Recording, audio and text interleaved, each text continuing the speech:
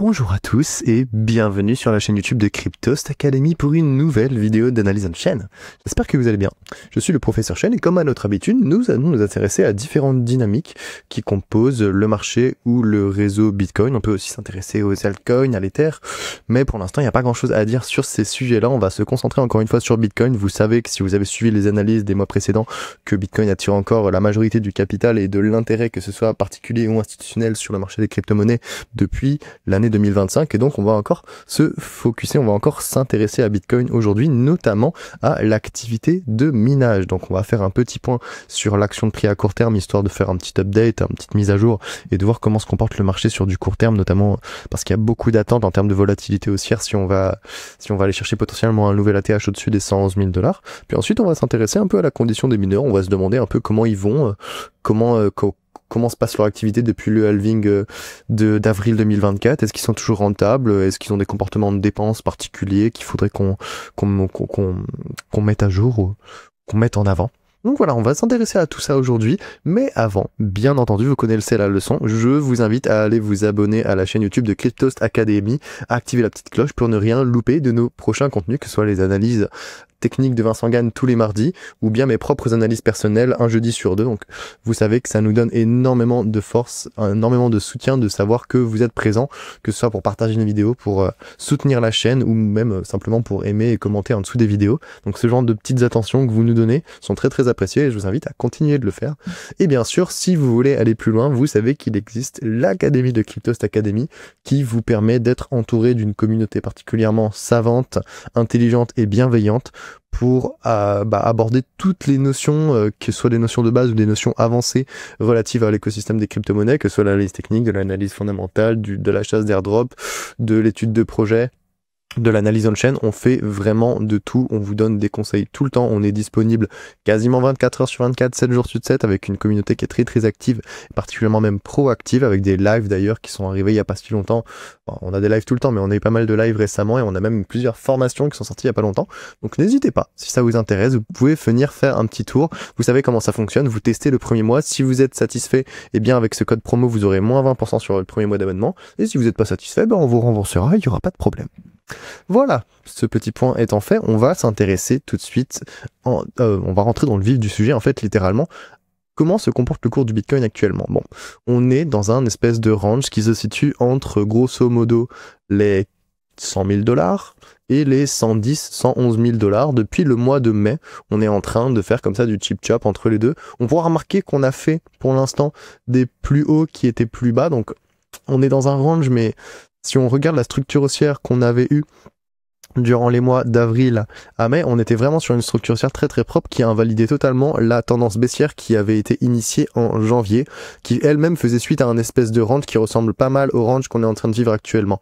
Donc bon, est-ce qu'on serait pas en train de revivre potentiellement la même chose que ce qu'on a connu entre novembre et décembre, ou potentiellement même un peu plus? Je vais essayer de zoomer si le graphique veut bien zoomer. On va partir sur 5 ans. Potentiellement, voilà, sur le range qu'on avait connu aussi à l'été 2024, sachant qu'on rentre dans l'été, est-ce qu'on serait pas peut-être sur une configuration similaire ici, avec un plus bas un peu moins haut que le précédent, enfin un plus haut un peu plus bas que le précédent plutôt, et ensuite un range pendant une partie de l'année pour ensuite repartir durant la fin d'année? Mais écoutez, pour l'instant, personne n'a la réponse.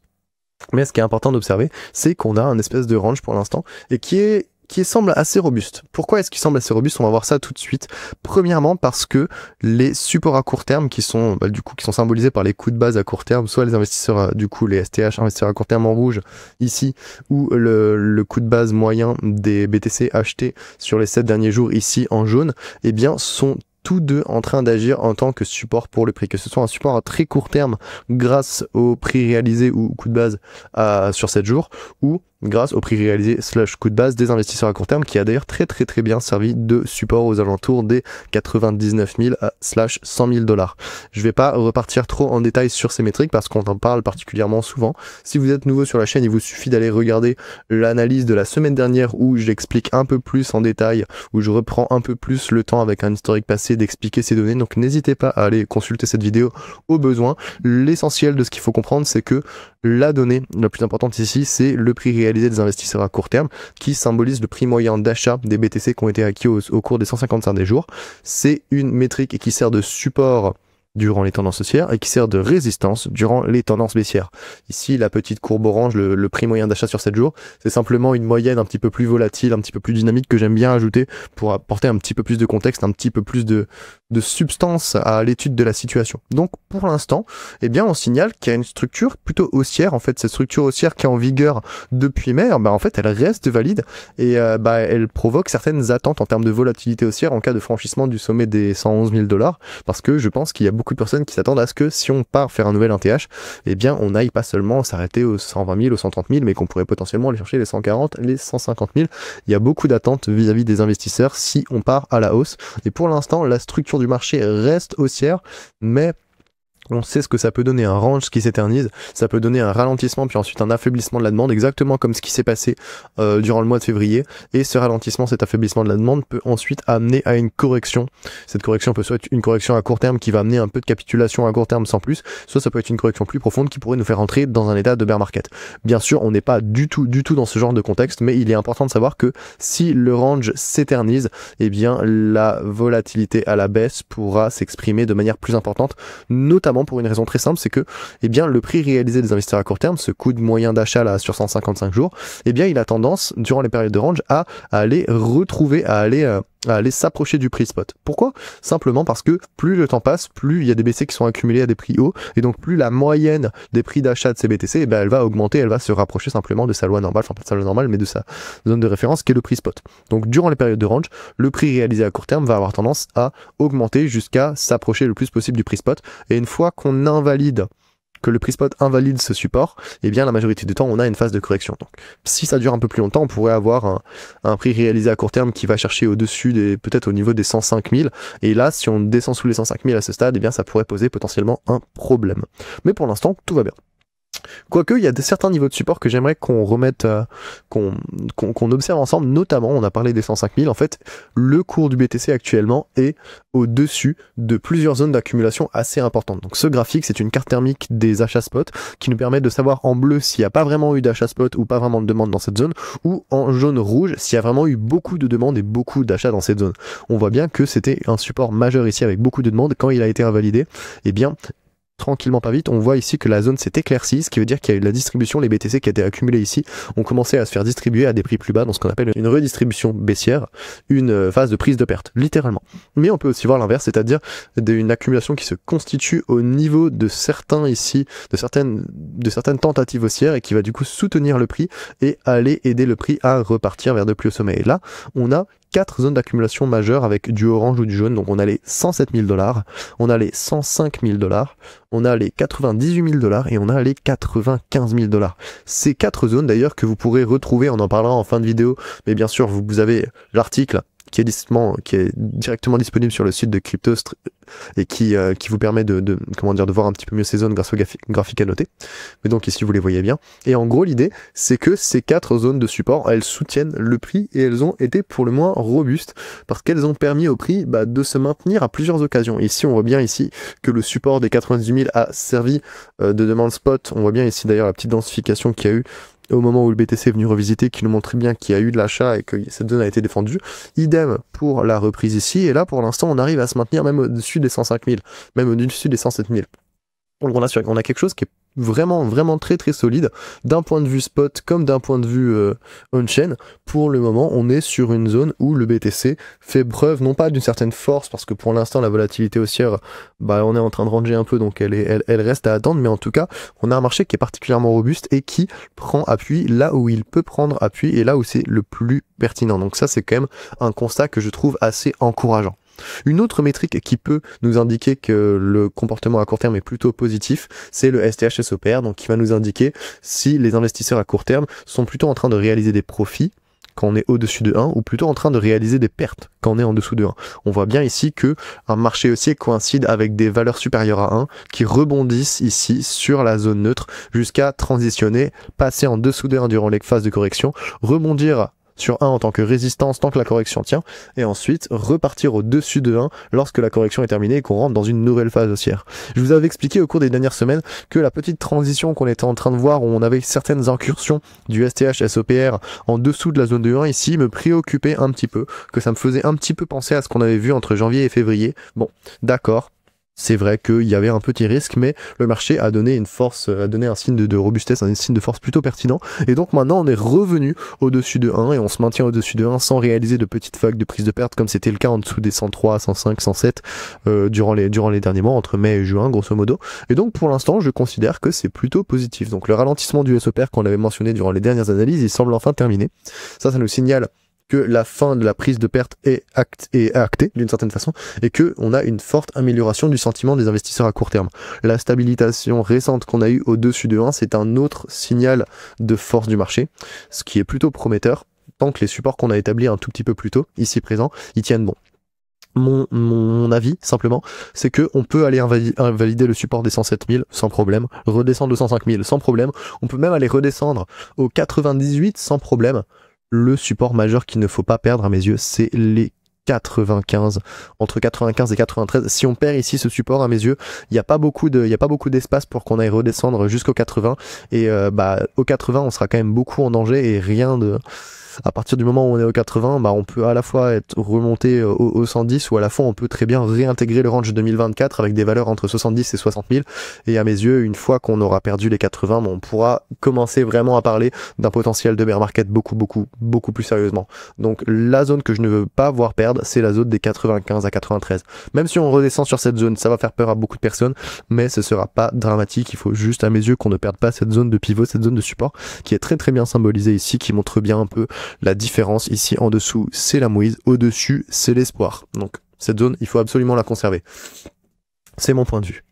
Maintenant qu'on s'est intéressé à l'action de prix à court terme et que voit que dans l'ensemble tout reste plutôt positif, qu'il y a l'espoir et que la structure est plutôt ok, on peut aller se poser la question comment vont les mineurs en fait? Les mineurs qui continuent jour après jour à miner du BTC, à apporter leur puissance de calcul sur le réseau et à faire en sorte de sécuriser le réseau avec un hash rate qui soit de plus en plus élevé. Évidemment, le hash rate n'est pas la seule variable qui est un gage de sécurité pour le réseau Bitcoin, mais c'est une de ces variables. En tout cas, c'est une des variables qu'on arrive le mieux à voir. Et donc, comment ça se passe au niveau des mineurs, notamment en termes de rentabilité? Parce qu'on sait que la condition de rentabilité des mineurs, elle va beaucoup influencer leur comportement. Lorsqu'ils sont pas rentables, ils vont avoir tendance à avoir beaucoup plus de dépenses. Lorsqu'ils sont très rentables, ils vont avoir tendance à avoir aussi certaines dépenses pour faire de la prise de profit. Mais lorsqu'ils sont rentables, mais pas trop, et bien en fait, ils sont juste en état de patience et ils prennent pas de profit, ils ont pas de pression de vente accrue sur le marché et c'est exactement le contexte qu'on aimerait avoir actuellement, c'est-à-dire que on aimerait avoir zéro pression de vente de la part des investisseurs à long terme, de la part des investisseurs à court terme et de la part des mineurs pour être sûr en fait que les forces de la demande puissent, quand elles s'exprimeront, ne pas avoir de contrepartie avec la pression de vente qui pourrait annuler l'action de prix. On veut vraiment que s'il y a de la demande, elle puisse alimenter une hausse sur pas du long terme, mais sur du court à moyen terme, une hausse qui soit viable et qui nous emmène vers des sommets idéalement, je sais pas, 140, 150, ça pourrait être bien pour une première étape en tout cas, c'est ce que je pense. Donc, la rentabilité des mineurs, c'est un paramètre essentiel pour assurer la sécurisation viable du réseau Bitcoin. Ok, plus les mineurs sont rémunérés, plus ils seront incités à déployer de la puissance informatique pour chercher le nouveau bloc, le nouveau header de bloc et être sûr du coup que le minage de BTC se passe du mieux possible. Le problème actuellement, c'est pas vraiment un problème, mais c'est un constat qui est important du coup à noter, c'est que les frais de transaction représentent vraiment très peu, 2% à peine de la rémunération totale des mineurs, ce qui veut dire que les mineurs doivent absolument se reposer sur les récompenses de blocs pour assurer la bonne tenue de leur activité. Ici, vous voyez ce graphique qui représente donc le percent miner revenue for fees. Oulala, mon anglais est très mauvais aujourd'hui, je m'en excuse. Eh bien, ça nous indique simplement en fait le pourcentage des revenus des mineurs qui sont liés aux frais. Et on voit qu'actuellement, on est en dessous, on est même passé en dessous des 1%, grosso modo, on est en dessous des 2%. Et la majorité du temps, on peut observer ces comportement, ces périodes où les frais sont très faibles, lors de périodes où il y a simplement pas de demande transactionnelle. La demande transactionnelle est particulièrement réduite, la chaîne de Bitcoin n'est pas utilisée et on a un faible intérêt des participants sur le marché, comme on l'a traité au cours de l'analyse précédente. Je viens de me rendre compte qu'en fait non, c'est une analyse privée qu'on a faite avec les membres de Cryptost Academy. Raison de plus, si vous voulez nous rejoindre chez Cryptost Academy, en fait moi je vous fais une vidéo une semaine sur deux, mais chez Cryptost Academy on a une vidéo toutes les semaines, voire parfois plus que une fois par semaine. Donc n'hésitez pas à venir nous rejoindre parce que notamment on a parlé de l'usage du réseau Bitcoin et du fait que pour l'instant il n'y a pas beaucoup de monde qui se bouge les fesses sur le réseau Bitcoin. On en a parlé la semaine dernière. Donc si vous voulez accéder à ce type d'informations qui donne quand même un bon edge sur le comportement des investisseurs et donc la manière dont vous devez vous adapter à un moment donné au marché du Bitcoin, eh bien n'hésitez pas à venir nous rejoindre. Voilà, c'est la petite fin de l'instant promo numéro 2. Ce que je voulais vous dire simplement, c'est que les mineurs, bien sûr, eh bien, ils dépendent beaucoup plus des récompenses de blocs actuellement que des frais, parce que il n'y a pas beaucoup de personnes qui utilisent la chaîne de Bitcoin, donc il n'y a pas beaucoup de frais versés aux mineurs. Donc les mineurs, ils doivent bien réussir à se récompenser autrement, à se financer autrement. Et ça tombe bien parce que les mineurs ont un autre moyen de se financer, c'est par les récompenses de blocs, donc l'émission, la création monétaire de Bitcoin qui va actuellement, à l'heure actuelle, pour chaque bloc créé, rémunérer le mineur qui a trouvé le header du bloc à hauteur de 3,125 Bitcoin. Je vous rappelle que c'est une nouvelle valeur qui s'est produite après le halving d'avril 2024 qui était juste ici au niveau du joli pic que vous voyez là, et à l'époque avant la récompense de bloc était de 6,25, maintenant elle est passée à 3,125. Qu'est-ce qu'on peut observer du coup maintenant? Eh bien ce graphique représente les revenus quotidiens des mineurs en dollars. Donc là, c'est les revenus totaux. Comme on l'a vu précédemment, les frais représentent une portion très très faible. Donc on peut estimer que la quasi-totalité, 98% de cette valeur-là est seulement due aux récompenses de blocs finalement. Et donc malgré des frais qui sont plutôt faibles, les revenus quotidiens des mineurs, ils s'approchent quand même grosso modo de la cinquantaine de millions de dollars par jour, entre 50 et 60 millions de dollars par jour, ce qui est une valeur déjà qui est supérieure à la moyenne annuelle qui sert de base de référence pour savoir est-ce que les mineurs ils sont en état de sous-performance ou de surperformance, est-ce qu'ils sont vraiment pas rentables ou est-ce qu'ils sont vraiment rentables, voire très très très rentables. Donc ça nous permet d'avoir un petit peu plus d'informations sur le sujet. D'ailleurs on voit bien que juste après le halving d'avril 2024, eh bien les mineurs n'étaient plus rentables vis-à-vis de leur moyenne de référence, et en fait il a fallu, vu qu'il n'y avait pas eu beaucoup de frais à ce moment-là et que les prix que la récompense de bloc avait été divisée par 2, eh bien en fait il a fallu que les prix augmentent à nouveau pour que les mineurs deviennent rentables, et c'est pour ça d'ailleurs que les mineurs ont vraiment été très soulagés durant la période de novembre, décembre, janvier, fin 2024, début 2025, parce que ça leur a permis de se sentir beaucoup mieux, et maintenant les revenus des mineurs sont corrects, mais ils sont pas particulièrement élevés. Donc l'activité de minage, elle reste rentable, et le stress financier subi par les investisseurs, par les mineurs, il est actuellement très faible, mais ils n'ont pas non plus de forte incitation à la vente. Ils n'ont pas non plus de forte incitation à prendre des profits, comme ce qu'on a pu voir notamment en début d'année 2024, plutôt, entre fin 2023 et début 2024,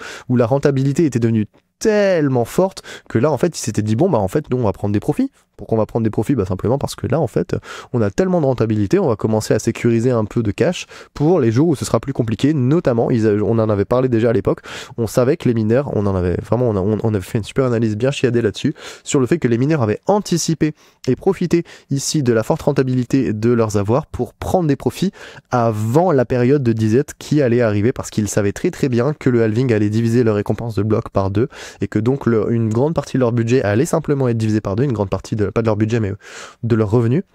Et donc ils avaient pris beaucoup de profits en anticipation pour tenir le coup pendant la période de disette avant que le prix revienne à une rentabilité suffisante pour leur activité.